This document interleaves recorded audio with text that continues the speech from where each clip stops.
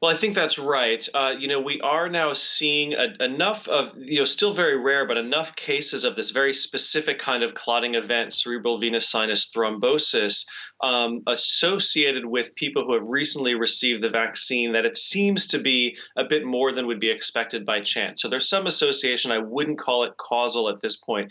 And so the tricky balancing act right now is balancing these perceived risks, which we're still trying to understand, with the benefits of the vaccines. And in a pandemic setting where thousands of people are dying every day, I think you could make the judgment that continuing to roll out that vaccine would avert many, many, many more deaths and any of this very minuscule risk may be with the vaccine. But the calculus for an individual young, healthy adult is going to be different, as well as children. And that's why I think we've seen this pause with the research study, because children are at very low risk of hospitalization or death from COVID infection. And so the burden of proof around safety is going to be higher.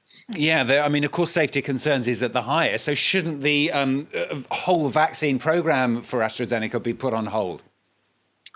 Again, it's a matter of risk and about weighing the risks and benefits right now, right? The vaccination program in the UK, which is largely driven by the AstraZeneca vaccine, has averted an estimated 6,000 deaths already from COVID-19. And so, in fact, when you look at the population level, the risk and benefit is still very high. Extremely rare events that we're seeing here. This is not an easy call, and that's why you're seeing some governments in the UK, as well as the World Health Organization, still saying clearly the benefits of vaccinations outweigh the risk, and other countries saying, we want to pause and get more information. It's not clear cut here. From a population level, I think there's still a strong benefit, but if you're an individual, young, healthy person, I think there is reason for pause. Yeah, you mentioned individually. I mean, that's the problem as well, isn't it? Because it's what happening in the minds of people. I mean, we had at the weekend here in France several hundred unclaimed doses in the north of France. People saying, "I don't want AstraZeneca. I want the other vaccines instead."